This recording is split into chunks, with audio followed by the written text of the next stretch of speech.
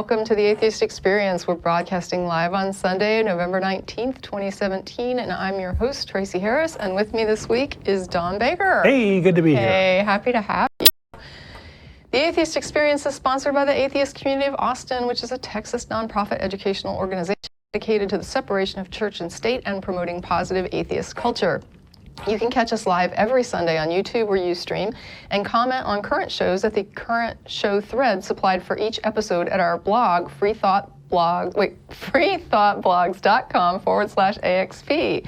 You can also comments on YouTube while the live show is running. Additionally, you can write to the show at tv@atheist-community.org, or you can join the Atheist Experience official discussion group on Facebook. If you enjoy this show, you may also enjoy our other ACA podcast, The Nonprofits, which airs on the first and third Wednesday nights of each month. Links are available at the Atheist Experience website. After the show, the cast and crew go out to dinner at Star of India restaurant at 2900 West Anderson Lane. We arrive a little after 6 p.m., and the dinner is a social event open to atheists and atheist-friendly people. I want to just mention a couple of new announcements. One is one that I mentioned last time I was on. There was a You Host Challenge where moderators pick a question or a topic that's made on the show, and they ask the fans, how would you respond? Whoever gets the most likes, they win. And there's also a moderator's choice, and you get to be added to the show credits. And I think there was a post about that last time I was on, so you might go to the last show, show blog episode where I was on, because I think I posted a link there, and I'll probably repost that link here at this show blog as well once that happens. And just to note that we also have a new show that's coming out that's called Talk Heathen. It actually aired live this morning. It's a new ACA-sponsored live call-in program that features Eric Murphy and our own Jamie. You can catch it Sundays at 11 to noon on YouTube, and you just should search Talk Heathen on YouTube. It's a lot like the Atheist Experience, but they plan to have longer conversations with callers, and we encourage everyone to check it out. And so how are you doing? I'm doing all right. We got Thanksgiving coming up. We do. Turkey Day. It is Turkey Day. Okay. Yeah. So you have some stuff to go through. I do. And on the spirit of Thanksgiving and whether we should be thankful and who to be thankful to, I had some Mormons come to my door. Or not Mormons, it was Jehovah's Witnesses, sorry. Okay. They kind of come through every so often, and they... It's always frustrating when they come by, because I would love to talk with them, but I'm always sort of busy with something else, and it's like this huge context switch. And anyway, I was not really able to give them a proper response, but they were there promoting the gift. The gift? The gift. Do they have something to give you? They claim to. Okay. The gift is supposedly that God gives everlasting life by Jesus Christ our Lord. And this is based largely on John 3:16. God so loved the world that he gave his only begotten Son, so that everyone exercising faith in him might not be destroyed but might have everlasting life. Okay. And I wanted to unpack this because this is... it seems kind of good on the surface, but it really isn't when you dig into it. And so what kind of gift is this? Well, there are strings attached, and it's not really a gift, and it makes you party to murder, and it might be a free pass to killing, and it's kind of deceptive.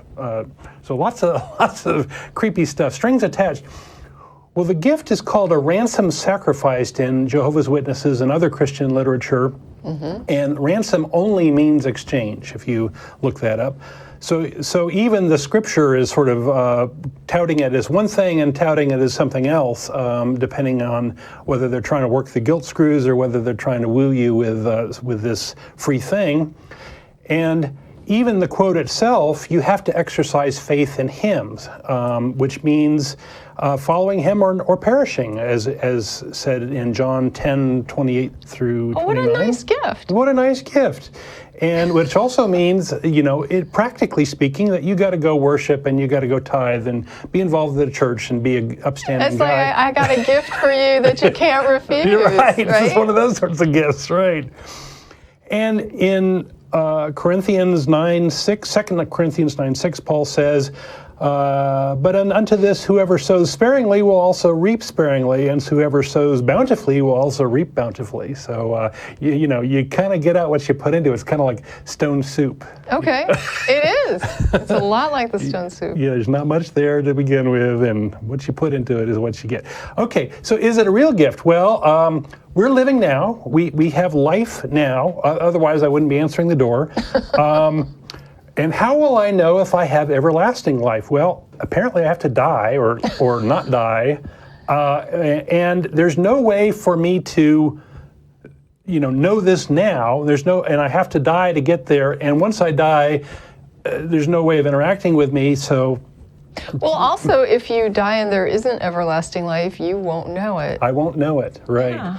And so this gift is sort of also unfalsifiable, this is a technical term, and it's also something more like an IOU that I can never really redeem. I don't get a chance to redeem it. In fact, if I try to redeem it, I'll be sent to hell. That's faith. Right? You have faith that you're going to have that payoff, that you're going to spend your whole life in service and in, living your life according to what is required to you by this book and by this church or by whatever. And then at the end of the day, you just kind of hope that there's that payoff. That's going to work out. Yeah. Well, we're not so sure. And it's worse for Jehovah's Witnesses because Jehovah's Witnesses believe that exactly 144,000 faithful Christian men and women from the Pentecost of 33 CE until the present day will be resurrected to heaven as immortal spirit beings and spend eternity with God in Christ. Did they say what happens to everybody else? Everybody else, I don't know. I think they just die like normal people. Okay. But unfortunately, there are 834 million Jehovah's Witnesses, and many of them are dead already. Yeah. So there's a bit of a math problem Pretty here. low odds, right? Like what are the odds? What are the chances that hadn't been met already? So is the gift they're giving me something I'm really going to get, or are we cheating somebody else? And are we robbing from the dead? Because most of those guys died presumably thinking they're going to get the gift. And so somebody, there's some prestidigitation going on here. And these folks coming by the door, they're selling me this lottery ticket with a vanishingly small odds of me actually getting any of this. And that would be an interesting question, though. So how many winners have there been? Right. Well, supposedly all the church hierarchy get to go. So over time, as more and more of them, become church leaders and die in that position. So once there's 144,000 church leaders, we're sure. We're sure, yeah. We close the doors and screw you. You're out. So this we can all just quit. This gift will be worth nothing at all. Of course, other variations of Christianity spin these stories differently, or these numbers. So another problem with this is that the gift is the murder of Jesus, who is an alleged sacrifice. So it's the gift of a murder from a murderer. So lucky us. So it's kind of like getting a casserole from Jeffrey Dahmer, Yeah. You may not want to eat that. You might want to, think about that. Well, it's kind of creepy. It's like, how do we get eternal life? Well, first you have to go and kill this person. Yeah. It's like, that's really creepy. Yeah, and out of love. I just want to say, it's funny, I watched a movie, I think it was called The Destiny, it's like an old 1922 film, silent film. And I only bring it up because there's the premise of the movie is about two lovers, and one of them dies, and the other one goes to visit death and says, I would like my lover back. And he says, I don't have that power. But she has read in the Bible that love is stronger than death. And, oh gosh, I'm giving spoilers. If you haven't seen it and you're going to see it, here's the spoiler markers. I'll put my hands down when I quit spoiling it. So if you want to turn off sound. So anyway, she says that love is stronger than death. And so she appeals to him that the Lord has told her this. And he says, well, the Lord won't allow me to give back a dead person. He goes, there's one thing we can try, which is if I'll put you in a situation where you can save these three people, and if you can stop me from killing them, then I'll give you back your partner. And she's unable to do it. She's unsuccessful in all three attempts. And at the end of the day, she's begging and pleading. And he says, okay, there's only one thing I know that might help. And he said, you're going to have to trade a life. You're going to have to go and get someone else's life and give me that in exchange. And at the end of the day, creepy movie. At the end of it is creepy. At the end of the day, she ends up trying several people voluntarily, and then she accidentally sets fire to a building, and people are going to die. Everyone gets out except a baby. And so she knows if she lets the baby burn to death that she'll have her lover back, but she can't live with that. And so she runs in and she saves the baby and basically asks death to take her instead because she doesn't want to live without her lover. And that's how it ends. And so, but the thing is, I figured that was how it was going to end anyway, right? She could not bring herself to sacrifice someone for someone else that she loved. She basically was like, murdering somebody to help a person I love is wrong. And you and I had a call last time. Last time we had a show where somebody was saying this is really awesome. And anyway, so I don't want to be party to or get benefit from a murderer, right? So I don't want to be part of this gift. I really sort of keep me away from this thing. And the Old Testament God's most common interaction with people is murdering them, and it's never a gift, and it's always in self-gratification of God. It makes God happy to kill people, and it's just his nature.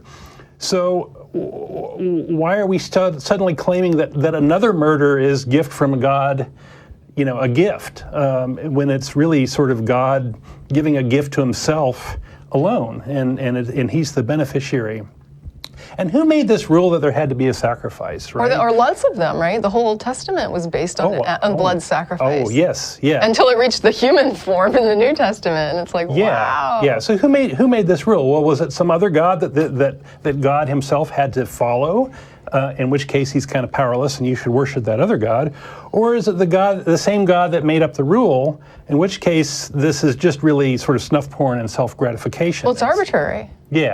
Yeah, it's like, make me happy, sacrifice something to me, right? And it's all very creepy and nasty, and I'm repulsed by the whole thing. Yeah, how blood works as a moral cleanser. Well, yeah, I mean, for like how we even got this idea that clean, but it's red. Blood somehow appeases.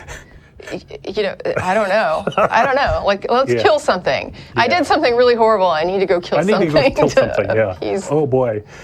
Well, and if this gift was part of God's plan, why have Christians murdered Jews for 1,400 years? Why, if this was what was meant to be and what was all supposed to happen, why do Christians murder Jews? And this is. They were sort of apparently upset about Matthew 27:25. Let his blood be on us and our children, which is one of the famous quotes of the Bible. And this quote had helped make Christianity the religion with the highest kill rate of any religion at all. And so apparently this gift is also a free pass from any such responsibility for this killing. And so you get the jackpot regardless of who you kill, as long as you believe and as long as you tithe and go to church and all that. Martin Luther said, "Be a sinner and let your sins be strong, but let your trust in Jesus Christ be stronger, and rejoice in Christ who is the victor over sin, death, and the world." So, go sin. So in summary, this gift is like an IOU for a lottery ticket that makes you party to millions of murders, and you have to hope, and to have any hope of using it, you have to devote your time and money to God's snuff porn victim and just hope for the best. Thanks. It is like a horror movie. It's like a horror movie. So I'll pass on this sick and twisted gift, and I feel sorry for the not so terribly bright people selling this gift door to door. So I actually feel like they're victims, and this gift is another failure of Christianity. And for Christmas, I have a thought for you. This would make a great T-shirt, and I'd love for you to do an illustration for it. Oh gosh, I haven't done. For Santa so loved the little children that he slaughtered and rendered his beloved Rudolph, his favorite reindeer, that whoever believes in him shall have nice leather shoes under the tree and lard enough for all the Christmas cookies. Oh man. Yeah, it's gruesome. But it's very much like John 3:16. I'm really trying to get it. It's kind of like, I understand the concept is labeled sacrifice, right? And so I guess the idea is that you did something that somehow violated a rule from God, and then you have to somehow, it's not sufficient that you're sorry that you did it. You then have to also give up something as payment. An original sin plays into that. But it's weird. It's like, how does this make up for wrongdoing? Having been born human, right? Oh yeah, no, believe me, I get that. it's the very dehumanizing religion, because they basically are like, your human innate tendencies are not human and innate. They are like derived from a fall of man, and you're inherently evil. That's why everything is wrong with you. And being human is bad. Wow. Lovely stuff. It is. So beware of anybody coming to your door and offering gifts. Yeah, happy holidays. Yeah, happy holidays. Let's take some calls. Did you talk to them at all?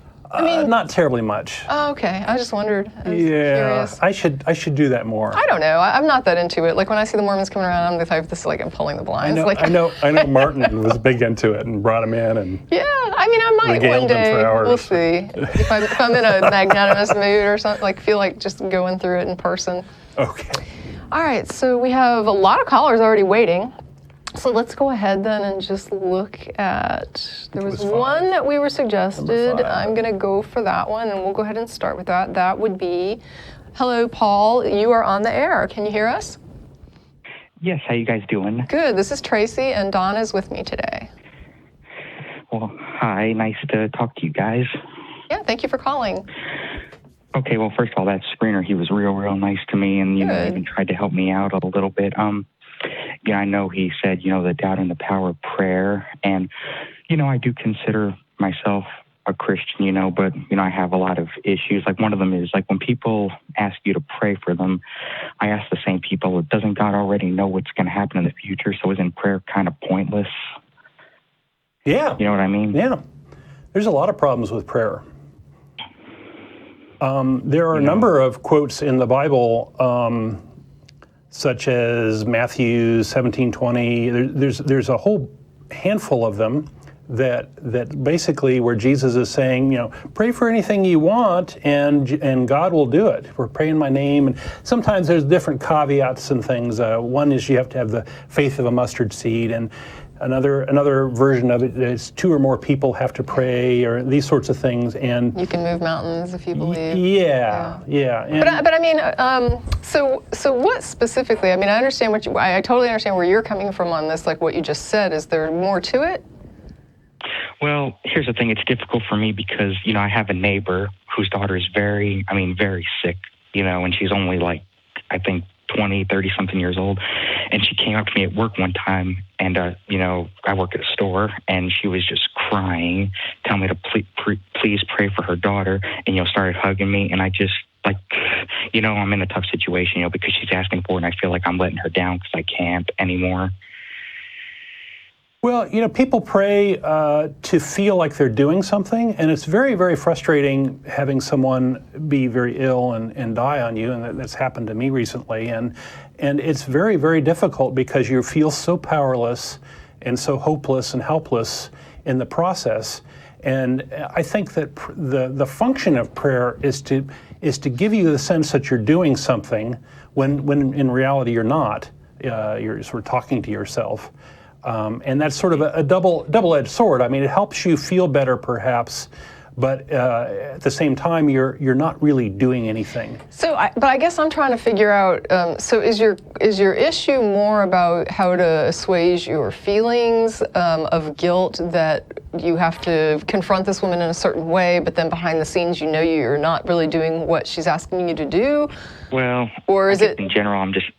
I'm sorry. I guess in general, I'm just tired of I guess you could say I've been faking it for a little while. The prayer or the theism? Just like I go to Bible studies and they ask me to lead prayer, and they ask me to speak. Okay, so you're being called on to life. Now, is your issue specifically with prayer and the role of prayer in your theism? Oh no, there's a lot of questions I have. That's just a small part of it. Okay. Because I know that when the church that I attended, the very last church I attended, actually rejected the notion of intercessory prayer as being heretical.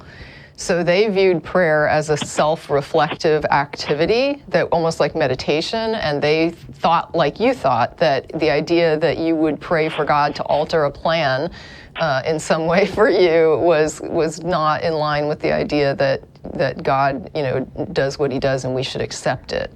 And they felt more like in line with the idea of Jesus' prayer in Gethsemane, right, where he says, whatever you decide to do to me, I accept it.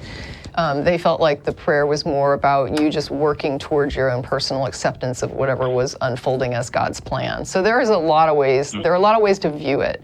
I don't know what the other issues are, and I'm still kind of curious. So is your call today specifically about how you cope with being called on to pray in these situations?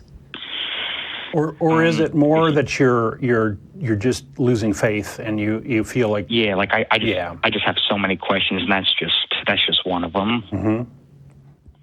And I go to Bible studies occasionally, like at family members' houses. And one time, I kind of feel bad because I did fake it a little bit. I said, I prayed and said certain things, and people would say to me afterwards, like, "Oh, you were so filled with the Holy Spirit," and I'd be like, "I was, because I didn't feel it." Yeah. So you might benefit from stepping away from the participation in these activities for a little while, at least, to sort of reset your expectations and maybe reach out to other communities that may be more skeptical or more liberal and less like a UU church or something like that, less focused on the God aspect of it. That might allow you to get some perspective on your situation that you might have trouble getting otherwise if you're always sort of doing that day to day. So that would be my suggestion. Well, I'd like to ask, what's your denomination? Well, okay, I was raised as a Catholic, and and then moving to the South, there's not many of those, so I kind of went along with what friends are doing. Most of them are Baptist, and I just said, okay, well, I'll just be non-denominational, but then, doing some research, I'm like, I don't even know what to call myself. I guess the closest thing would be Baptist. When you go to church, what's on the sign? You know what? I'll be honest. I don't even remember. Okay. Okay. So you get a benefit from the community pretty clearly, and so kind of what I'm suggesting is kind to me is find a different community, and I think even if it's a community for a hobby or something like that, I think that it's good to be around people. It's good to have support and be have friends, these sorts of things. But I don't know if staying immersed in this culture is going to help you, and it may be that if you tip your hand and let folks know that you're not believing anymore, that you'll sort of be the focus of a lot of folks on a mission to save you, and that's a kind of uncomfortable position to be in. Yeah, I told a few close friends. At first, I was kind of concerned, like when Don was saying to go and find community elsewhere. I know that, like with the church that I attended, if I would have stopped going or gone somewhere else, there would have been a lot of attention on that. Huh? So I wasn't sure what your situation was, but I agree with Don. I think that your particular situation, like you said, basically, I was raised Catholic, but I went down the South and then I just went with whatever they were doing, and I don't even know what's on the sign at church. So it sounds like you're not super tied to the group. I mean, you may have friends in there, but it doesn't sound like this is your life. So I would say that he's correct. There are other churches, like there's a Universal Unitarian church that you can look into, which is more of an it's like all faith and no faith. Like you don't have to believe in a God, but you can believe in just about anything and just go to that group. And it's just a community group. And most of what they would call like a sermon, I guess, is more like a lecture. So you go in and they do a lot of community service, they do a lot of charity work, and mainly it's just a group of people getting together. Somebody gets up there that looks kind of like a pastor and gives a talk on, good citizenship, and then you go and work in the soup kitchen that afternoon. I mean, that's what they do. So if you're into that sort of churchy, situation, but you're disturbed by the lack of faith or the idea that you don't have the same type of beliefs, they don't care what you believe. They just want you to be a good person, and they are pretty much accepting of everybody. Yeah, and let me add to that. if you're brave, you can go seek out an atheist group. But barring that, you can explore some of the skeptics groups out there. Yeah. If they're active. I mean, if they're not that active, it's probably not going to, feed your need. But if you do have an active, skeptical group and you're comfortable with that, with the idea of an atheist group or even a humanist group or, skeptics group or anything like that, if they have stuff going on and it's sufficiently enough material for you to feel like you're getting that need met, I think that's a good idea as well. And there's a Recovering from Religion has a 1-800 number that you can call. So there are. I've done that. Yes. Okay. I'm still trying to get things. I don't want to, make any assertions right now. I want to try to do the best research I can, be open-minded. I think the UU suggestion is really, it sounds like it might be a good fit for you if you can find one in your area.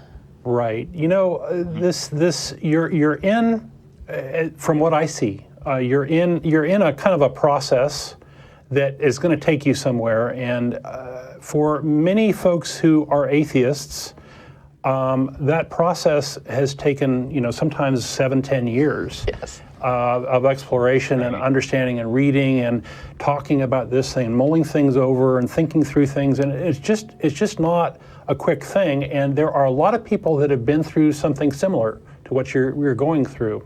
And finding a community of folks that are sort of are maybe fresh with that experience is probably what you need. Mm-hmm. So, well, good luck to you, Paul. All right. Well, I appreciate the time you guys took to talk to me and call again. And feel free to go reach out at the blog too. Like if you want to get other viewer input or something like that, or see what other people have to say. Maybe other people have better suggestions. So feel free to post yourself there as well if you want to. Yeah. All right. Well, thank you so much. Sure. Thank you. All right. Well. Okay. So let's go ahead and we will take. I think this is the caller that helped us out with the call. Check. So we'll go with Tim in Phoenix. Are you there? Good afternoon. Hey, didn't we speak to you during the call check? Yes, we did. Okay. Thank you for helping us. Oh, my pleasure. Firstly, I just wanted to thank you for what it is you guys do. It's thanks to groups like yours that I identify as an atheist now, or else I would have succumbed to indoctrination and propaganda. But I'll go ahead and keep my question quick so you can address some theist callers. I strive to prepare myself for the most difficult arguments I may face, and thus two-part question. First, what is the most compelling evidence or argument for creationism that you have come across? And second, what tools, such as research, logic, or scientific tools, did you use to rebuke that claim? Does that make sense? Yeah, I understand what you're asking. I haven't really come across much that's compelling. Well, I think the teleological argument has some. It appeals. This is the argument that the things look designed, therefore they must be designed, right? I think it has some emotional appeal to it, right? It makes some sort of horse sense to it, that if something looks designed, it might be designed. And I think that as far as resources out there, the Talk Origins. .org website is really stellar in that it has a taxonomy of all of the different creationist claims, and there are hundreds of them, and they're all organized, and they're all presented as arguments, and then they're refuted, and then there's links to the things that refute them and the various articles and things. And I that's just a tremendous resource, and being kind of passively familiar with that, take a gander at that. It's pretty darn complete. One of the things that struck me about interacting with theists over the years is that many of the questions and arguments come up over and over again, and this is one area where they have, and these folks have sort of done the research of sort of cataloging all these different claims, and so I would just sort of refer you to there. because I would only be able to give you little pot shots or different things that I've had experience with. I can say that, interestingly enough, one of the things that I find useful that isn't really science, I don't know if you'd call it a tool, but the idea that a lot of people overlook is this reality that things that don't exist can't cause other things, right? Most people will agree to that statement. And for me, it's necessary then to accept that if I want to use something as a cause for things, the first step is to demonstrate that that thing at least exists, right? I mean, if it doesn't exist, it can't be a reasonable cause. And so before I start talking about what X does, I need to demonstrate that there is an X. And if I think that there's something that requires that cause, and I come up with a list of attributes, like, so we do see this often in science, right? Where you'll see something happening, and then you have to construct, like, what would this thing look like? But the point to constructing what it would look like isn't to then say, hey, we built this model of what we think it would look like, therefore that exists, right? You say, this is the model that we would think would result in what we're looking at. Now, how do we demonstrate it exists so that we can say this is what's causing it? And it seems to me that when it comes to theism, there are so many claims about what God does, and nobody seems to want to take responsibility for actually demonstrating that there is an existent God. So they want to say God is a reasonable cause for all these things, and yet they don't want to actually take that step of then saying there's a burden on me, or there's a responsibility for me then to find some way to demonstrate the thing that I'm claiming is a cause of all of this stuff is actually there, right? Because that's kind of a requirement. That's a good point, Tracie. Well, it's something a lot of people miss. And so for me, I almost have to draw a line, because you can start going down all kinds of paths with people about all these things their God is doing, right? And God is responsible for this, and here's my argument for why I think God is doing that. And it's like, okay, well, I get these are the attributes you've put together. This is your description, basically, of the thing you're saying causes this stuff. But now how do we make sure that it exists? Because if it doesn't, it's not the cause, and something in that list is wrong. Yeah, it's often an argument from ignorance. Is you assume a God can do anything, and therefore it answers all questions. And of course, if you don't have evidence for the opposite, then there must be God, and God must have done it. So yeah, that's the overall gist of it. But yeah, arguing against the existence of God is a good first start, and that's where atheists and theists, I think, always want to have discussions first, because so much falls from that. Right. It's like the foundational thing. Right, because there's a circular aspect to it where they're like, well, of course there's a God, look at all the things that God does. And it's like, well, wait a minute. Look at the trees. Claiming that it does all these things only makes it imperative that we demonstrate that it does exist, like independently of these claims of what it does. That's the whole point of a cause, right, is you have to go back and say there is actually the thing there that I'm saying is there. I don't know if that's helpful or if... Oh, no, incredibly. Okay. Thank you so much for your insight. Okay.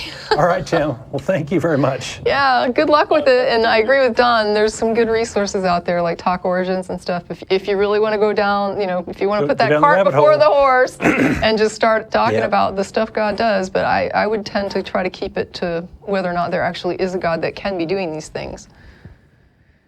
Excellent. Well, Thank you. Keep up the good work. Thanks, Tim. Thank you. Okay, so let's go then.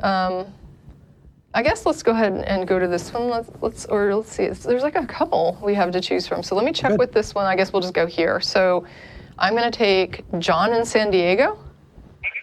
Hello. Hello, John. You're talking to Tracie and Don today. Hey. Hey, this is the first time I've gotten to talk to you. Okay. Hey, you guys have a really great insight on Christianity and things that they're trying to push on people. And mostly donations, I think, is the big thing. It's Chuck from Honolulu. What does that mean? Chuck, you've gotten a lot of airtime, so we're going to move on. Thank you. Okay, well, I'm being told, I guess, to move on. I'm sorry about that, and I don't know what that means. I'm not familiar with the past history of Chuck from Honolulu. He's gotten a lot of Jen calls them frequent flyers. Yeah, frequent flyers. Yeah. Okay, so we'll try another one, and we'll say. Yeah. There's a couple that have been on since the beginning. We'll try this one. This is Larry in Cedar Park. Oh, you're local. Yes, I am. You don't get many local calls? Not so much anymore. anymore, right. Used to be all local. I must admit, I've been binge watching your show for the last couple of weeks. I'm kind of late to the party. I'm a longtime atheist, former Christian, but I'm kind of late to the party. I didn't discover all of this until I got turned on to YouTube. Okay. There's a lot of stuff out there.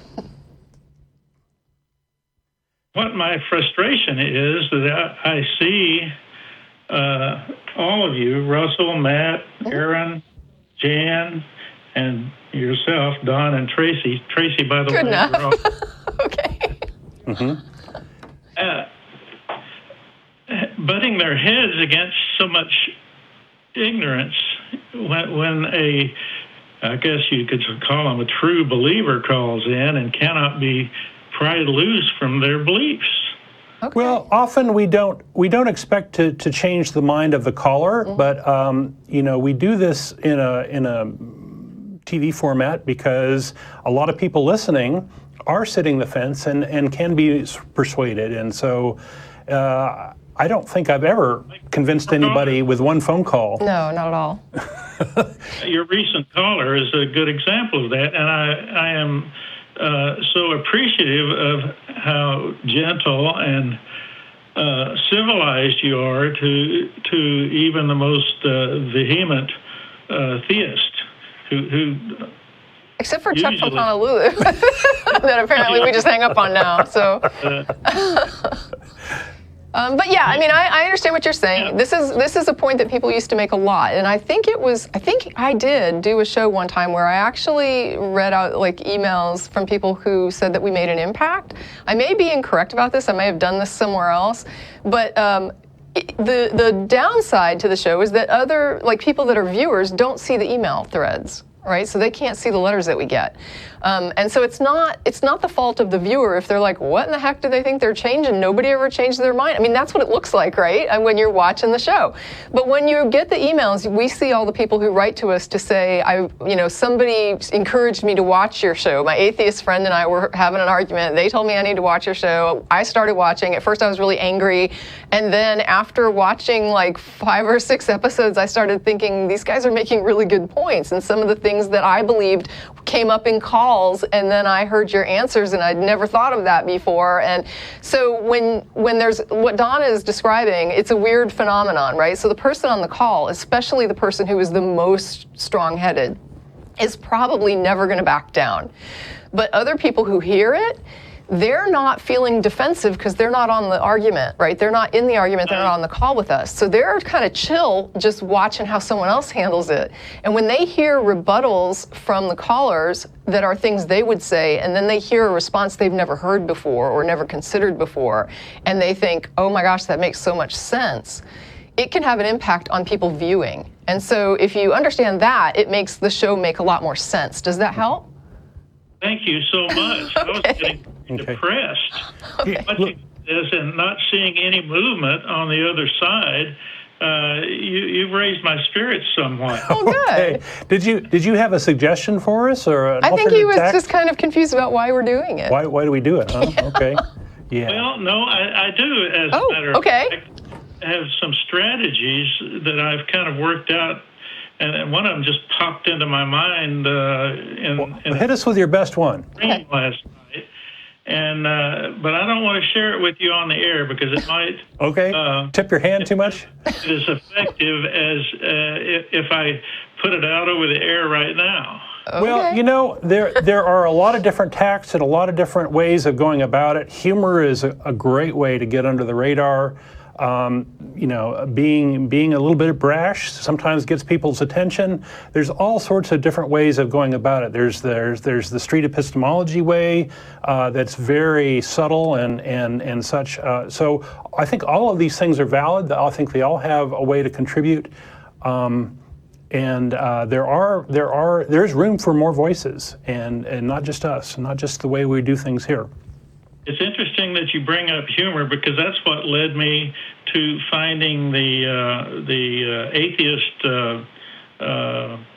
streaming with Hitchens and Dennett and all the others. Mm-hmm.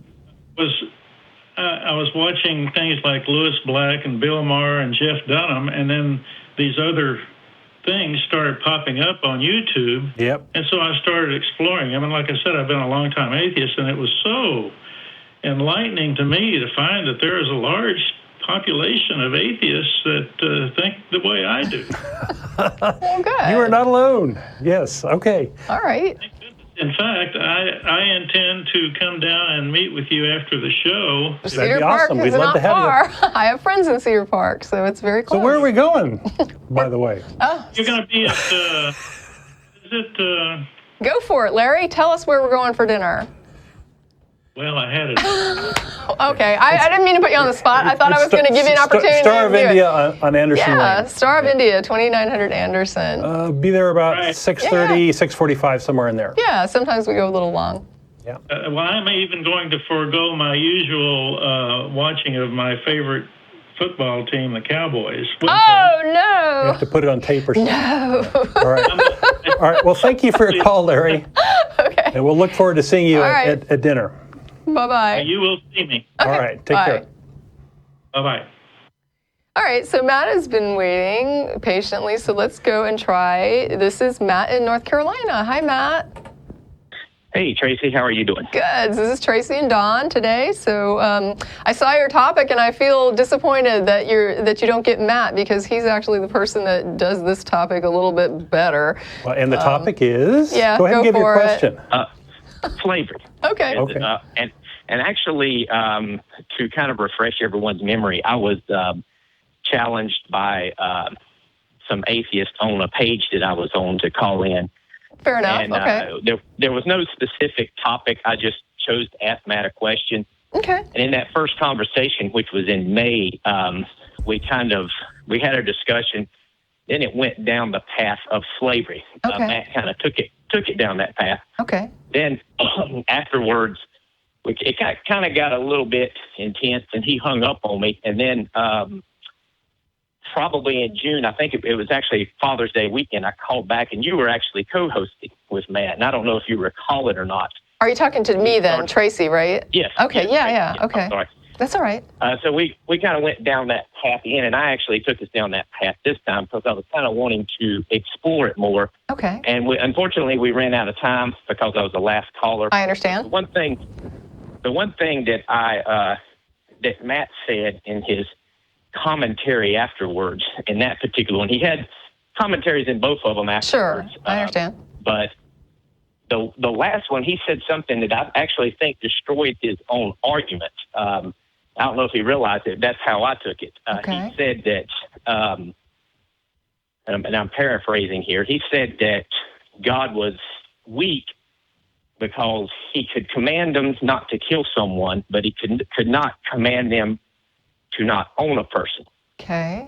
Based on the Ten Commandments. I think he brought up eating shellfish, said he was worried about eating shellfish, stuff like Yeah, that. I understand what you're saying, and I think that that's kind of a fair comment. I don't know if weak is the word, but yes, he would definitely make a point and has made the point in the past that it's interesting that God would take more of a priority for restricting diets, for example, than restricting human beings objectified into property. So I think that I understand what you're describing, and you don't have to like demonstrate it beyond that. I think I understand what you're saying. Yeah, well, what I think how he destroyed his own argument was he said that God was too weak to say that, or to say thou shalt not own a person. I think he kind of moved the goalpost there by getting that specific. But he said that, but what I wanted to respond to is in the Ten Commandments, when it starts out in Exodus 20 and in Deuteronomy chapter 5, it starts out, I am the Lord your God who brought you out of the land of Egypt, out of the house of slavery. You shall have no other gods before me. That is the first commandment in the Ten Commandments. It's listed twice Okay. in Exodus 20 and Deuteronomy 5. What I can't understand is how he could conclude after reading that that God would still need to say somewhere in those 10 Commandments, "Thou shalt not own a person." Because to me, that would in Exodus, he gives Whoa. gives all the rules for owning slaves. Come on here. No, you're not understanding what okay. Let me phrase. You didn't get to quite finish what you were saying, but let me just say what I think you're saying, and you tell me if I'm wrong. Okay. Okay. It sounds like what you're saying is that God says you don't have any other gods before me. And that for some reason you're taking that to mean that we shouldn't own slaves because we're setting ourselves up as a god? No, it's the Israelites out of slavery part. He's talking about the first commandment. Yeah, in that first commandment, and the reason why I'm focusing on the commandments is that's what Matt was focusing on. Right. No, I understand. So what is it that you were saying specifically though about what conflicts with that about slavery? Well, when those commandments were given, it was just after God had brought the Israelites out of slavery. Mm-hmm. Right. And so the subject is the Israelites, right? And not anybody else. They witnessed him punishing slaves, or they witnessed him punishing the Egyptians for not releasing them who were slaves. So, and then he says, "I am the Lord your God who brought you out of the house of Egypt, out of the house of slavery." Mm-hmm. He specifies slavery in that verse, "You shall have no other gods before me." So what I can't understand is why, after reading that, you would still feel like God needed to say, "Thou shalt not own slaves." Because in Exodus 20... Right, there's a whole lot of rules that God provides for how to own and trade and barter. And he deals with how to beat, the level of beatings that you can give your slaves, what the rules are for Hebrew slaves versus non-Hebrew slaves. In God's law, right, there's more law than the Ten Commandments, right? There's isn't it I think, I want to say he's yammering on, and there's a few books of law, right? Yeah, and Moses is going up and down the mountain. And didn't God put them into slavery? Wasn't that a punishment on the Jews? Yes. Yeah, so he put them into slavery. The Jews, in Jeremiah 34, he punished the Jews for not freeing slaves, as what happened and he reminded them that they were slaves in Egypt. Right, but he gave them the parameters under which to run their slave trade. I mean, there's laws. The law of Moses includes slave laws, and that law was supposedly from God. Well, yeah, I don't know if y'all quite understanding it. In the Ten Commandments was the first thing God gave them. I guess what I'm saying is it's irrelevant because you have the books of law, right? The law of Moses was the law. When Jesus talked about the law and said that people should keep the law, he was talking about the law of Moses. Right? And those are the books of the law, not just the Ten Commandments. Jesus said that the law was perfect, right? He called the law perfect. And the whole idea of Jesus being perfect was that supposedly he lived a perfect life according to the law. That was how Jesus was perfect. Mm-hmm. So the laws of the Hebrews in those books of law are supposedly perfect laws from God that Jesus promoted and said were good laws, and they include quite a lot of laws about how to own and beat and treat and your slaves. So there's these laws from God that are governing slave ownership. I don't know how you can not understand that would be God sanctioning slavery. When I went to church, we didn't even deny that. I mean, what we said was, well, he didn't tell you had to own slaves, but he didn't tell you that you couldn't. And he also told you that you could. He didn't say, you know what I mean? It was he didn't just say he wasn't silent on it. He had a lot to say about slavery, and a lot of it was it's okay to own slaves. Well, actually, he never said that. Matt's argument was that the Bible viewed slavery as moral. The last time we talked, it would have to be if it's allowed under the law of God, right? I mean, if it was allowed to, but Jesus specifically said God did not intend for people to get divorced. Okay, you're changing the subject here. Jesus endorsed slavery too. Then divorce was allowed under law, but Jesus specifically said that God did not like divorce. Okay, well, but he also said the law was perfect. I mean, I can't really, I guess, speak to inconsistencies in the Bible. God like Trump, where he just sort of says something and doesn't mean it? Is that what you're saying? No, what I'm saying is the Ten Commandments were established first. That was the first. All right, well, do wait a the minute. Ten wait a minute. Commandments apply to people who aren't Israelites? It doesn't matter, because I'm just going to say right up front that the law, that God basically saying I'm a jealous God, you could have no other gods before me, is not a condemnation of slavery. I mean, you're taking it that way, but that's not what it says. And I don't know anywhere in the Bible where it's clarified to mean that. He's reading the whole verse, not just the Cliff Notes version of it. I could go through the Bible right now and list several verses where slavery was viewed immoral. Well, then God's a fuck-up because he Well, no, can't wait a minute. write anything clearly. Come on. Wait a minute. Hold on. This is getting I crazy. can start from Genesis and move Okay, to the Revelation. hang on just a moment. God gives in the law parameters for what is acceptable slavery. Do you agree with that? I will agree. He allows slavery. I agree with that. Yes, and I would agree that slavery run external to those parameters would fall outside the law and be wrong. It would be considered illegal under the laws of God. So there can be immoral versions of slavery if we look at the law as a moral law. So to say that the Bible says that slavery can be immoral doesn't demonstrate that God condemns slavery or that he doesn't allow slavery or that he thinks that slavery itself is immoral. He definitely sees a moral version of slavery and an immoral version of slavery if in fact that is the law of God. He sees some slavery is acceptable and moral and other slavery he would say is not. If you beat your slave and kill them in the minute, then that's immoral. If you beat your slave and they die a couple days later, that's okay. That's acceptable slavery. Well, actually, that's a death. Keep in mind, that's a death penalty if you beat your slave and kill them. Yeah, if you kill them immediately. You can be avenged. Right, but if you beat them badly enough that they die after a couple days, that's acceptable, and there's no penalty because it says they are your property. Your money, yeah. Yeah, but that's not an instruction to beat people. No, it's an instruction on what is an acceptable way to beat them. Okay. What do you mean? So can I mean we, that it's telling can we you that agree that God in the Bible did not say slavery is wrong, don't have slaves? Can we agree on that?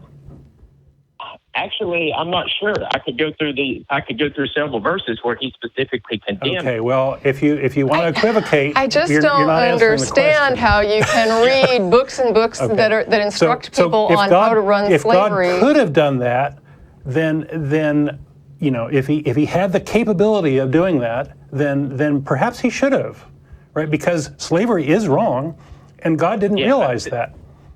Well, my question, here's another question. Martin Luther King Jr. and Frederick Douglass commonly used the Bible to argue against slavery.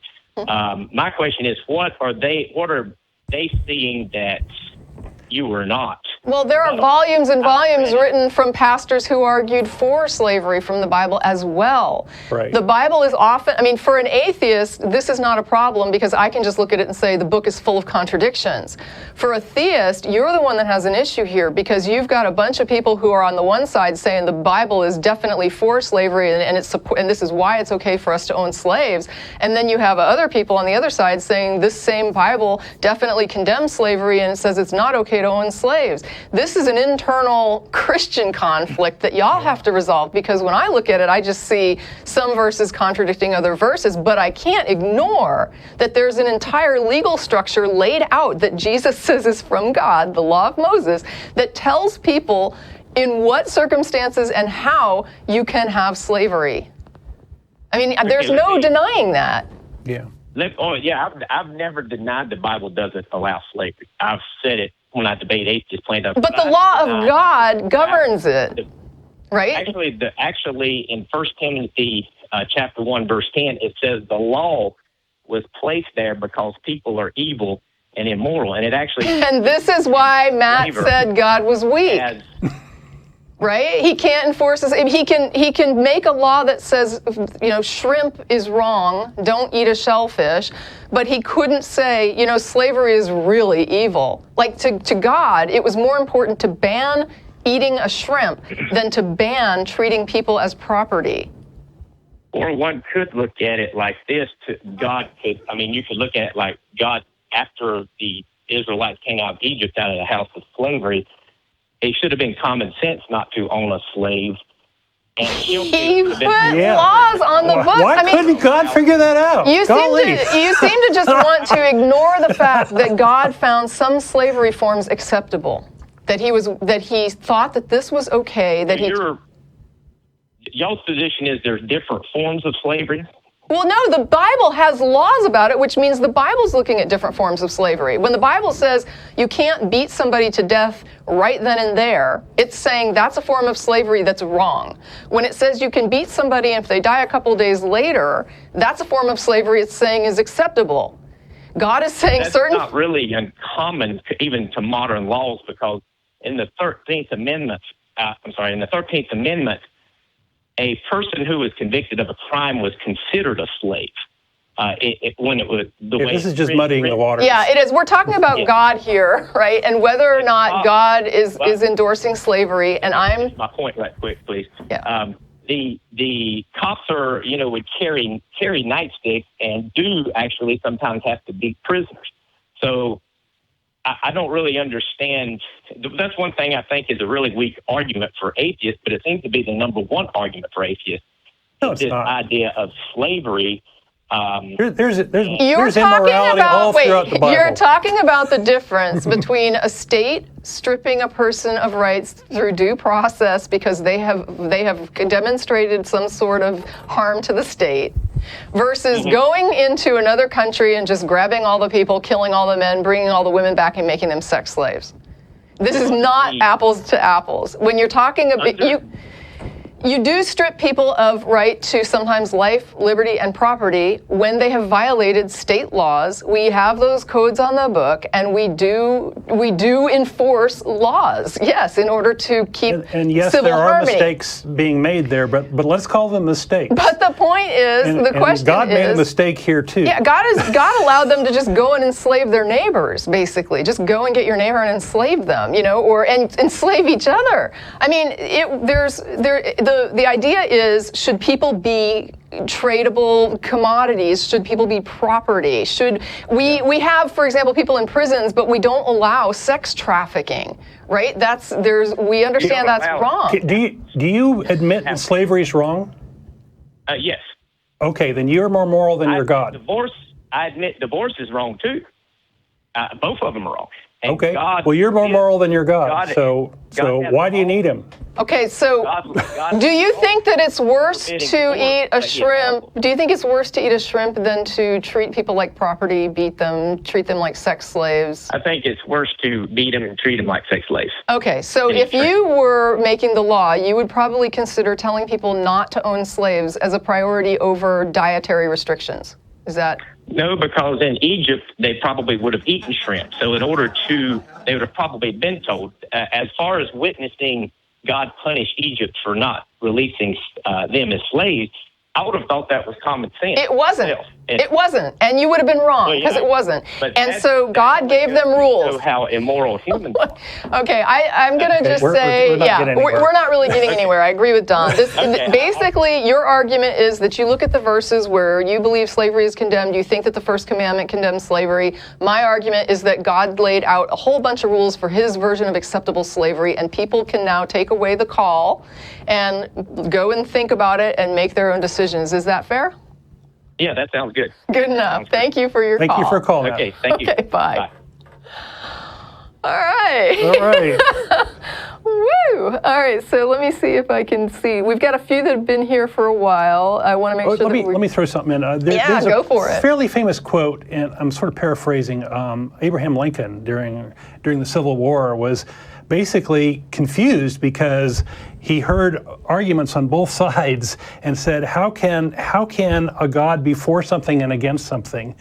And he was a kind of enigmatic kind of guy, but I have to read into that maybe he was figuring out that, hey, this theism thing just doesn't make a damn bit of sense because you can't have for and against, for the same thing from this supreme power. People who agreed with slavery looked at the Bible and said it agrees with me, and people who didn't agree with slavery looked at the Bible and said it agrees with me, and that is not an atheist issue to sort. Yeah, you look at the Jeff Davis quotes and all that, Okay, so let me check. There's a call here that sounds kind of interesting. I'm going to go ahead and take it. This is Dana in Hernando, Florida. Hi, Tracie, Don. Hi. Dana.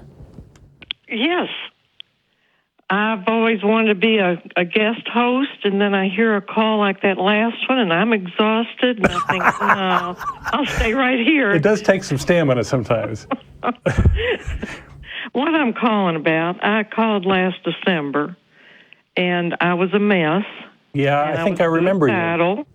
Yep. My sister, my daughter, everyone, called and said I was dead. Yeah. Because I was going to hell and they wouldn't get to talk to me then. Well, you sound cheerier now. Well, yeah, you do. Yeah, well, I'm alive now. Talk to me now. Don't wait till after I'm dead. It doesn't make sense. Well, we'll talk to you. But, thank you. I've been wanting to call in, but I didn't want to bother you all. But I finally got up the courage to bother you 11 months later. Okay. So what's the update here? What do we have that's an update? Okay. At the time, I was bawling and squalling for about a month, and I was very suicidal. Mm-hmm. And that can't go on forever. Your body rebels after a while. And, I tried to get a stiff upper lip and go on with my life. And my husband started becoming an atheist, and I proceeded very cautiously and carefully. I didn't want to influence him. Okay. So here I am a year later, and I don't have family because I'm an atheist. Okay. I don't have friends because I'm an atheist. You can change that. I have tried to meet a few atheists. Some were, nice, and some were assholes. Yeah, we have a few of those. Atheism doesn't come with a nice stamp. But I thought it was limited to religion. No. So basically, we are alone. And with still, every once in a while, I would think I'm alone, and poor me and all that, and I would get suicidal. Okay. And that Kubler-Ross talks about the different stages of grief. Sure. And I was stuck in that one. I was spinning my wheels. I was rocking real fast and getting nowhere. Yeah. I was wearing myself out. I'm exhausted. Mm-hmm. And I said to my husband, if it wasn't for this little dog that depends on me and feels my emotions and kisses me and loves me, there would be no reason not to kill myself. Oh, no. Oh, you said that to your husband? Well, wait a minute. I'm not there yet. Okay. And, of course, my husband would say, well, what about me? And I said, every man for himself. I'm just... You're not the dog. I'm just saying. Yeah. He's worth something. I choose the dog. Oh, yeah. Wow. Wouldn't you know it, after the hurricane that wasn't really a hurricane, my dog crawled up to my feet and died. Oh, no. Oh, no. We're sorry to hear that. Well, to everyone is just a dog. To me, it was my baby. It was my family. No, we understand. We understand. Well, it was the thing keeping me not doing anything, So I've gone through all the emotions, and now, after all of this crap, I'm enraged. I am stuck in Charles Bronson. I want to, Okay. I want to make some... Right. Well, some of us have been there, too. Some of us have been there, too. Try to keep it, okay. So safe, do something constructive rational. with that. Yeah, definitely. What? Beat someone up? No. Do some writing. Do some arguing. Do you have access to the internet? Get involved. Make that fire. Turn that into something good. Yeah. Express yourself. I have published a book. Even it was holy moly! 2 years ago. Okay, the sequel is sitting on the laptop. Because I have no interest. I've lost all will. Wow. I am not interested in anything. My doctor says that I am severely depressed.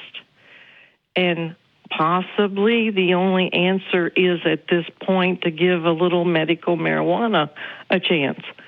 Well, there's different medications and different doctors out there. I would suggest reaching out and getting some help. Well, I don't know where to get it. I went to a counselor down here who talked about prayers and forgiveness and there's the Secular Therapist Project. Yeah. Where you can call and you tried that. Say again? I tried that last December and kept on trying it, and I never received anything back. But what I'm calling about is after I went through, the horrors, and they've lasted all year, how does an atheist handle bitterness? Well, there are a lot of frustrations in this life, and I think that someone who is rational and looking at all the crazy out there, and there's no shortage of that these days, you get very frustrated and very angry, and you have to find a way to do something to make a difference, because that's the way in which you're going to channel that frustration and anger into something good and making the world a better place. And so find a place to volunteer, find a place to write another book, do something where you're influencing the world and channel that frustration and anger into something good. Okay, I'm listening. I'm absorbing it. But if I didn't do this show, I would be fit to be tied. I'd be very frustrated because there's just a lot of crazy out there, and this is sort of my way of trying to rein it in a little bit and make a small contribution.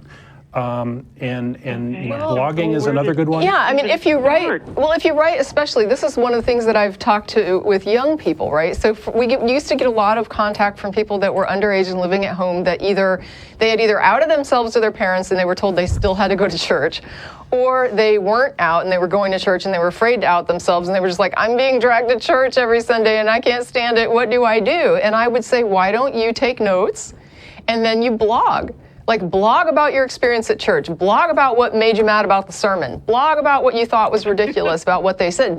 Give your experience and say, name your blog. I'm a teen atheist, whatever you need to do. Yeah. Teen atheist forced to go to church. And you'll find a community over time. Build it and they'll come. Yeah, absolutely. And even if you don't get a community, at least you've set up this situation where there's this content where you are expressing yourself and getting this out and getting your thoughts and your ducks in a row.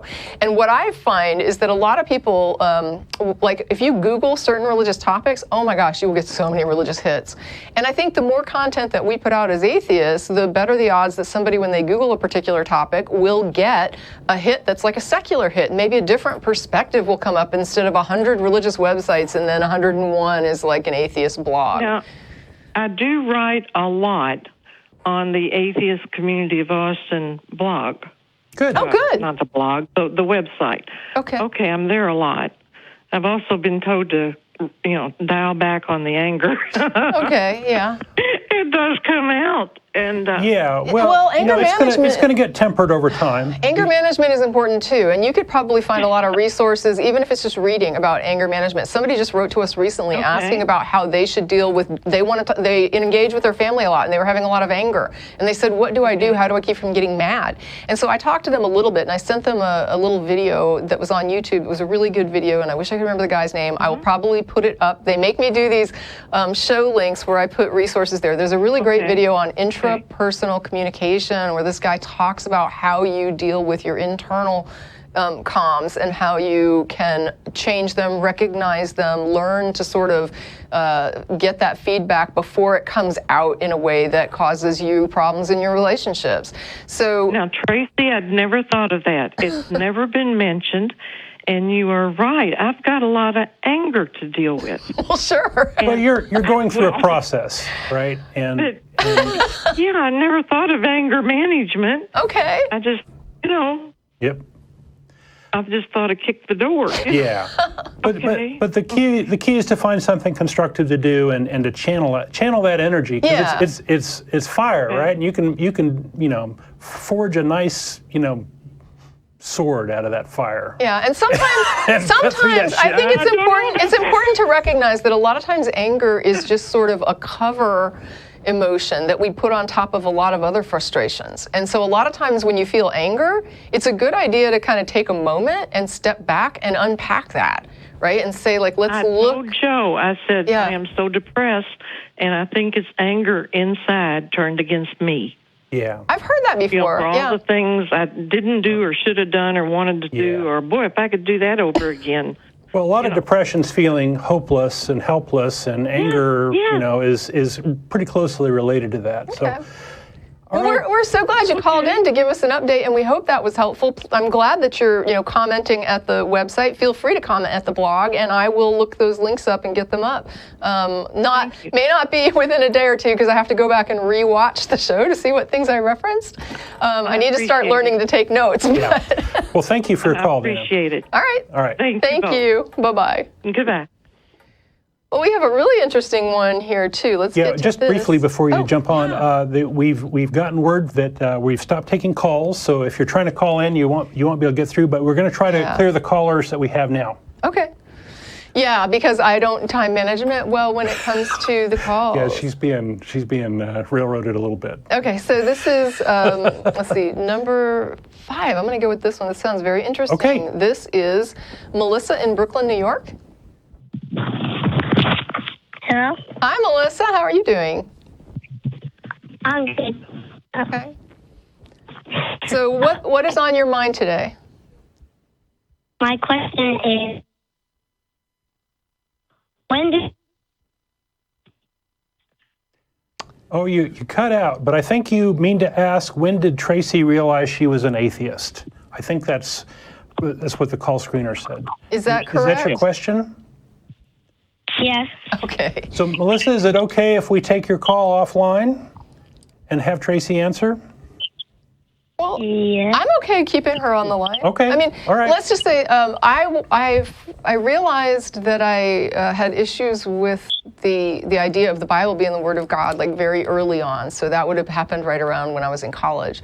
But I didn't realize I was an atheist for about another 10 years. So I had to keep kind of investigating for myself and interacting with different people, talking to people about my ideas, talking to people about their ideas, just trying to figure out what it was that I thought. I was asking myself basically, what is God, right? What is God? What is it that I believe in? When I use the word God, what exactly am I talking about? Like, what am I referencing to, plug into that label? Like, where in reality is God? That was what I was searching for. And I honestly thought that at some point I would find it. But after 10 years, what I finally... And you did a lot of research and reading, didn't you? Yes. And after 10 years, I ended up thinking to myself that if God is everything, then God would be the universe. And if God is the universe, then there it is, right? Like, that's reality. So to me, there was kind of no difference between saying God is everything, God is the universe is all there is. And so I kind of came to the conclusion that there really wasn't a God. There was just what is. Or anything wrong. Does that make sense? Yeah. Were you, like, confused or something? Was I? Yeah, I would say I was. I was confused in the sense of trying to define this thing for so long, but I was not confused about wanting to find it. Right, wanting to figure out what it was. I felt that if I searched hard enough and honestly enough that I would find God. That's what I thought would happen. I never expected that at the end of that I would declare myself an atheist. Okay, thank you. Okay, thank you. Thank you. Appreciate your call. That was a simple question. Yeah, well, it was fair. Let's see. So we've got another one that's been holding for a while. This is John in Indiana. Hello? Hey, this is Tracie and Don you're on with. Thank you for calling. Hi, guys. I saw the Craigslist ad that said you guys were selling the couch. Is that just an opening joke, or is that all there is? Oh, no. It says right here in the ad, Christian channel giving away couch. Yeah, that's not us. And then Sorry. Okay, well, either we're being pranked or you've been pranked. But, thank you for holding since the beginning of the show just to make that joke. Okay, so now we're on with, let's see, who do we have here? Let's go with this one because I think it's been waiting longer. We're going to go with, is this Drew in North Carolina? Hey, I hope you two are doing well. Well, we would have been doing better if we had that call to fill some time. Yeah, we got a couch to sell. Yeah. All right. Well, I just want to make a quick anecdote about a previous call. I called in maybe about 6 or 7 years ago under a pseudonym, and at the time I was a teenager in college, and it was you, Tracie, and Matt were on. Okay. And basically, it was kind of like a couple of calls back you were talking about. I was a teenager who was at college, but my mom was coming and dragging me away to church every week, and I felt like I was going crazy. So I was asking for advice about what to do, and basically, with my specific scenario, the advice that I got from you guys was to basically just don't rock the boat and wait, because I was close to being able to be financially independent and that sort of thing. Okay. And I met up with Matt at a debate in Tennessee a while ago, and I told him this, but I figured he's probably forgotten, and I wanted to tell you directly too, that was absolutely perfect, and that it happened that 3 or 4 months down the road, I was in a position that I was able to break out of that, and so I'm not out as an atheist to my family, but and I have a great rapport with them, and I'm not part of that group anymore. So that cool. was a great outcome, I guess. I'm glad, because there's always that possibility that somebody calls in one day to say, I took your advice, and man, was that rubbish. So I'm glad it was useful. Thank you. Well, I just wanted to call back just because I had something pop in my mind. I don't know how much, Donna, if you can relate to this, but I hope maybe you guys can sort of sympathize with this. So basically, the vast majority of my family is very conservative, fundamentalist Christian. And of course, we got Thanksgiving coming up, so I'm going to be going back home. And every year, inevitably, it happens that whenever you get enough of my family together, they're going to start talking about religion, and either about, having small arguments about their very specific sect of Christianity and like trying to convince each other, or just reaffirming their own beliefs in a bubble, just kind of circling back. It's just a very frustrating environment to be in. So I was just wondering if maybe you could... Hold on, wait, you're wondering what? Maybe you could step up at the very beginning and let's set some ground rules this year, and let's not talk about religion. I have my own ideas, but what were you wondering? Yeah, I was just wondering if you guys had any experience or tips or tricks with how to turn that around. I didn't, but you know what? Conversation, or how to turn that into a positive. Sit in the corner and drink some alcohol. I think you should troll that conversation, right? Like, you should take it in, to be very straight. You have to be real straight-faced with it. But somebody comes up, I'm not suggesting you maybe go this route, okay? Maybe not this far, but here's the idea, right? So someone called the show to prank us one time, and he basically tried to make an argument that the restrictions on sexuality that were in the Bible gave rise to lots of creative sex because people were trying to do things without, penile vaginal sex. And so we kind of got off on the topic of how Catholicism, like the Catholic girls do whatever. Right. And so we got into anal sex and all this stuff, and it was just kind of, he was calling joking pranking, but it was a funny point, right? Like, funny and valid point. Have restrictions on sexuality in the Bible led to more creative sexuality, outside of normal sex, the normal sex. And so if you were to let them make those points and just kind of be like, that's interesting, I wonder, have you ever thought, and then just throw in a wrench, right? Like an absolute wrench, but keep it straight face, like you're really thinking about this. So humor. I think the larger picture is humor. Yeah. Humor might be a good way to. You might just try one and see how it goes, and if it doesn't go well, then you pull back and it's cool. Yeah.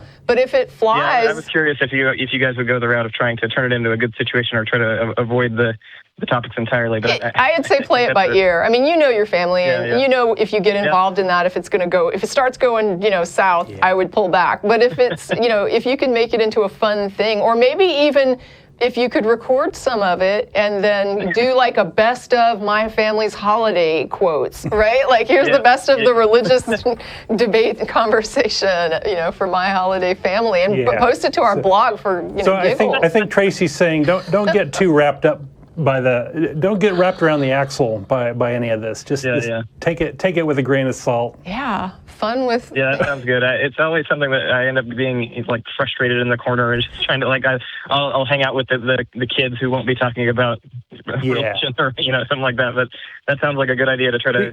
We had a more civilized society 50 years ago when religion was kind of a bit of a taboo subject. It wasn't a subject of polite conversation, and so everybody got along a little better, I think.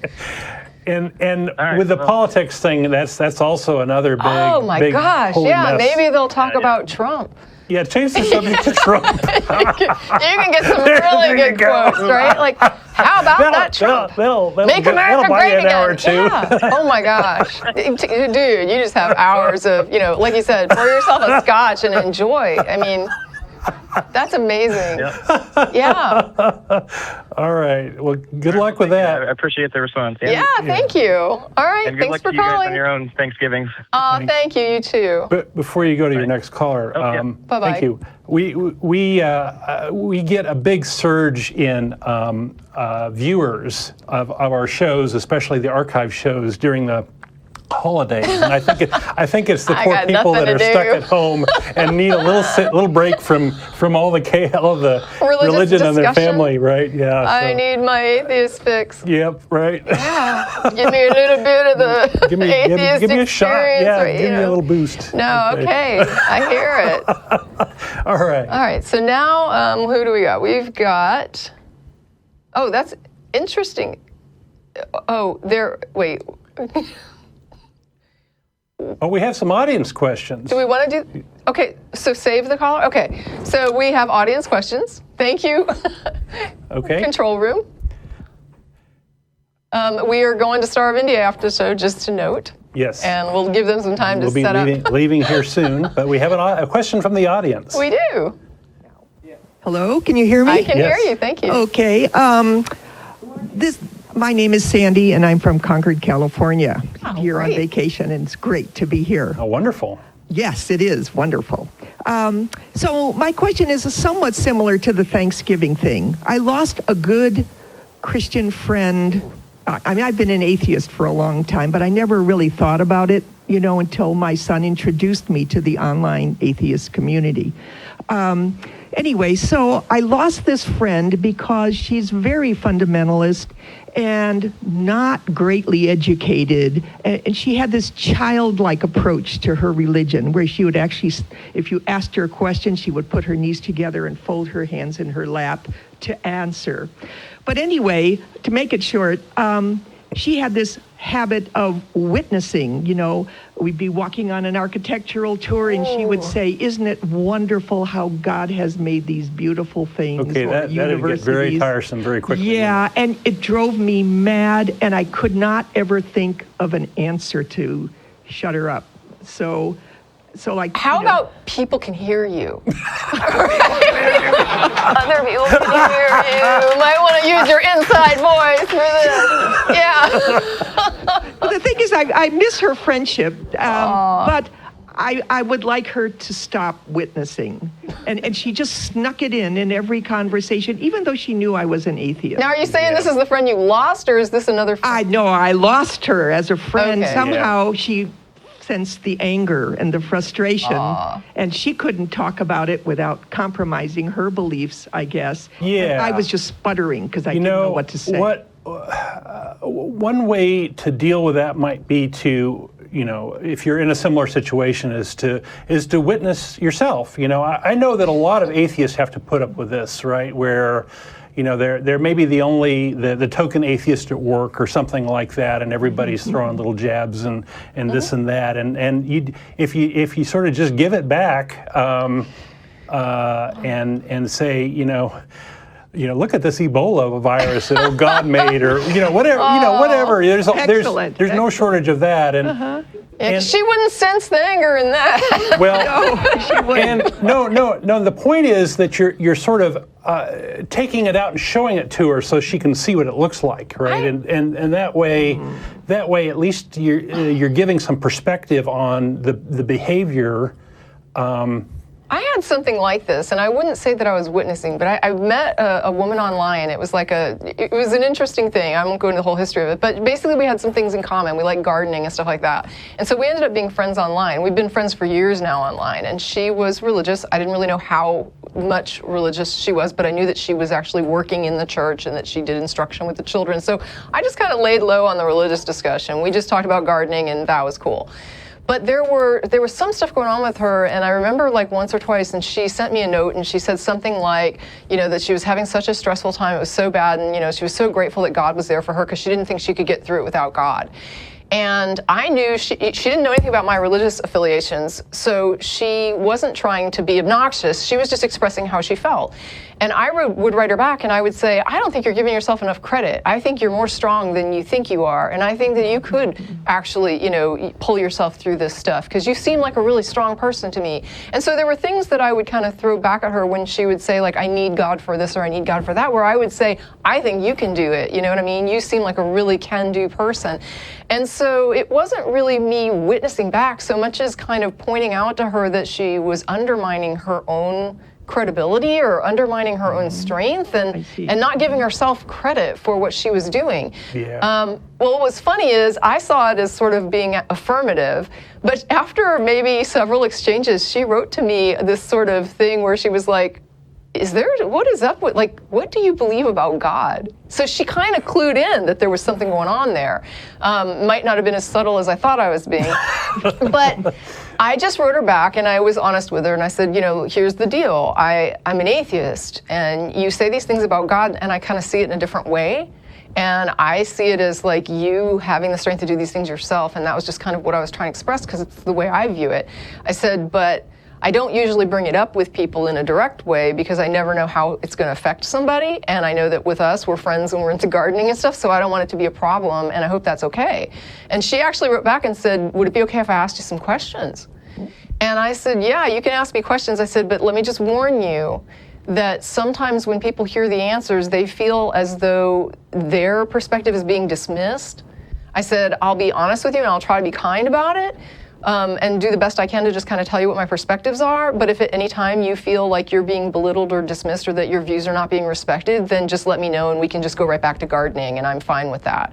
And so that's what she did. She asked a few questions and then she was done.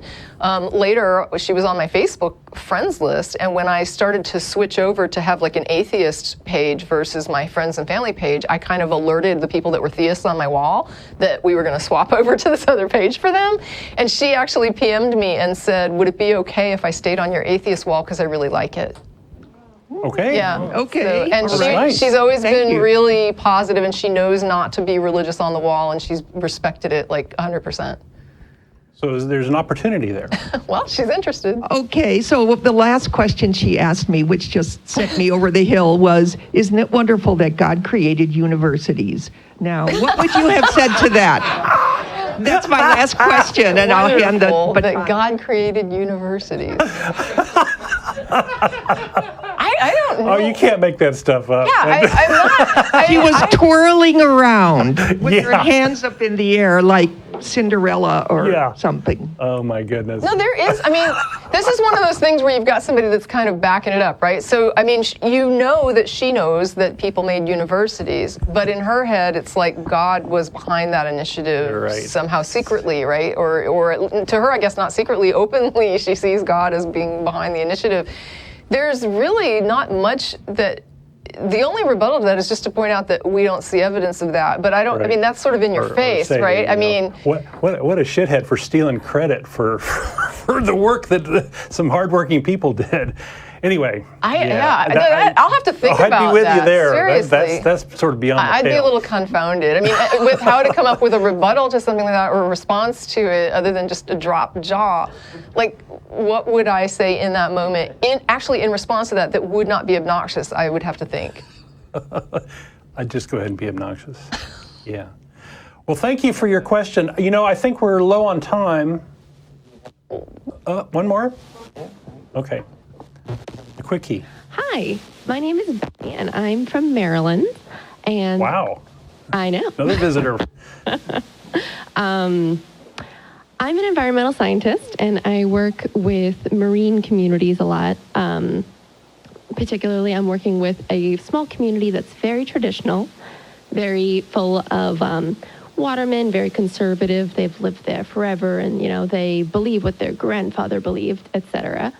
And I'm currently working with them to adapt to climate change, basically, which turns into some very interesting communication situations. And in general, I guess I just wanted to see if you guys, dealing with communicating some very delicate topics, had any recommendations for me as to how to effectively communicate information without being condescending, but to try to actually get a message across. And secondarily, there's some talk among colleagues of tapping into their religious communities, which are very strong and very close-knit, to try to use that network to communicate these things. So any thoughts would be appreciated. I've got some thoughts. Often when you're communicating with groups that are different than you, the first thing you got to do is find common ground. And so what you might do is, with the climate change thing, you might go and try to figure out some changes that are occurring in your environment that they notice, and notice that they are changing, and that maybe their father or grandfather saw something different, and use that as the starting point to say, hey, this is changing, and hey, we're worried about this, and the cause maybe, you don't have to hammer on the cause so much as, hey, it's changing, we want to do something about it, and we're concerned, and I think that anybody making their livelihood on the ocean is going to be concerned about these things too.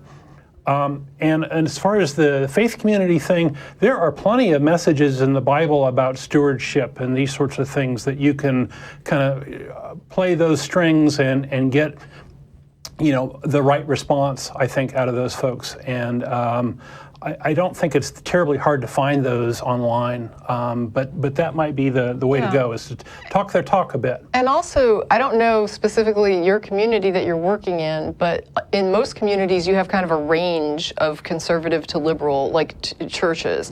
And so you might try to find that area where they start to converge, where there's maybe some networking between those two brands of, the religious structure, and see if you can sort of get in more with the liberal churches and how they view things, because they're usually more open to scientific reality, and then see if that message can kind of trickle down into the more moderate churches. It may not make its way all the way to the conservative churches, but at least it would help to get into some of the community and impact some level of informational change. Okay. I think we had one more call, right? Yeah, we're running out of time, and let's take one last caller. Okay. Thank you for the audience feedback. That's absolutely. awesome. That's fun. A new thing for us, for me anyway. Okay, so we're going to go with, let's see, this is Hugh in Chicago, Illinois. Yes, hi. Hey, you're on the Hugh. air. Thank you for calling. You're on with Tracie and Don. Hi, I just had a question. Since Jesus ran out the money changers in the temple, and 4 days later he got crucified, do you think Hitler is the second coming of Christ?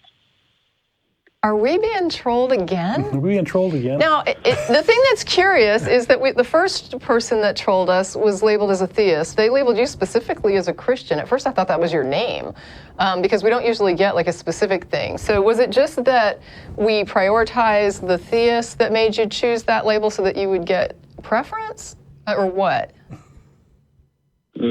How did I get through? No, I know how you got through, because you told our screeners you're a Christian. And you told them that the topic was about the existence of God.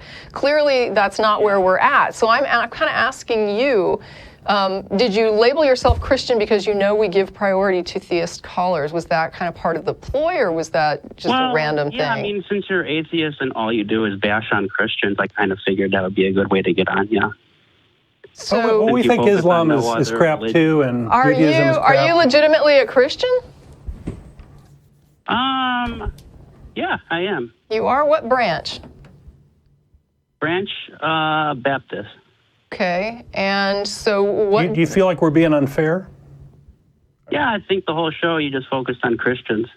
Well, as opposed to what? I mean, we take callers, right? We're a call-in show. We've dealt with about a ton of callers today, and we took atheists and anybody that called us. They label us theist. Okay. We don't know who they are, but we don't call out to people. We don't call churches, Christian churches. Christianity is the dominant religion in the United States, and we're interacting primarily. I mean, do you think that's folks. fair that we take the calls as they come in, like anybody that calls?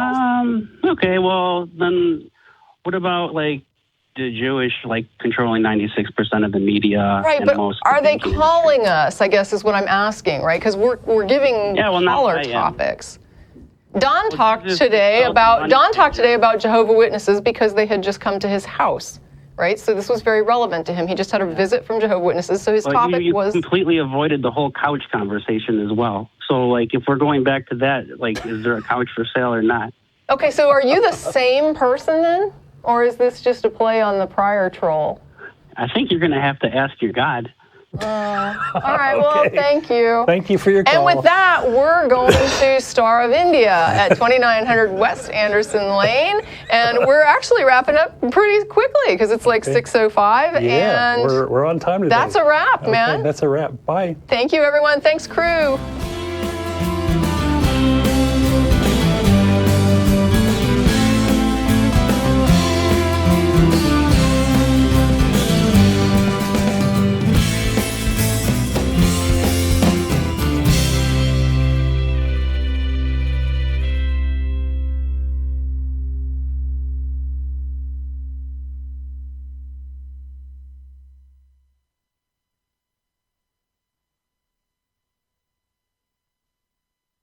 Hi, this is Russell Glasser, host of The Atheist Experience.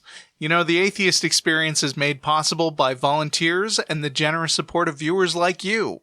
If the promotion of positive atheist culture and separation of church and state are values that you hold, please consider contributing by becoming an ACA member or visiting our product page at evolvefish.com under the Partner tab. Thank you.